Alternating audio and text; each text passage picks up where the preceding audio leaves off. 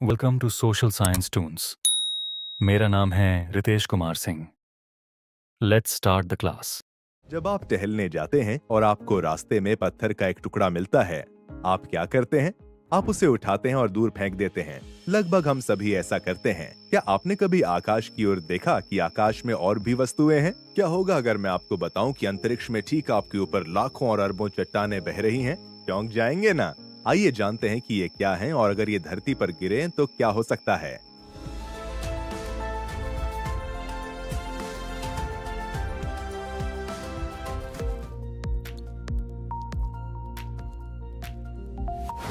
सौर मंडल के विभिन्न खगोलीय पिंड हैं, उन्हीं में से एक है क्षुद्र ग्रह।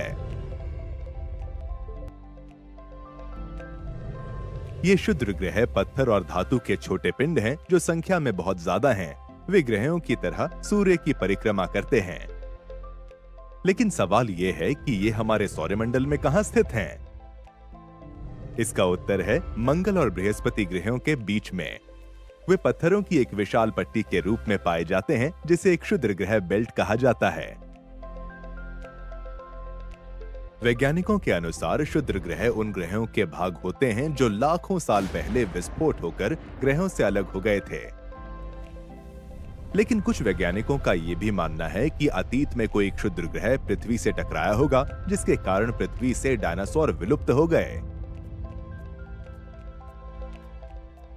आइए अब उल्का पिंडों की बात करते हैं। और उल्का पिंड पत्थरों के टुकड़े हैं जो सूर्य के चारों ओर घूमते हैं और आकार में छोटे और संख्या में अत्यधिक होते हैं। क्षुद्र ग्रहों की भांति दो ग्रहों के बीच उनकी कोई विशेष पट्टी नहीं होती है। वे बस अदृश्य रूप से अंतरिक्ष में घूमते हैं और सूर्य का चक्कर लगाते हैं।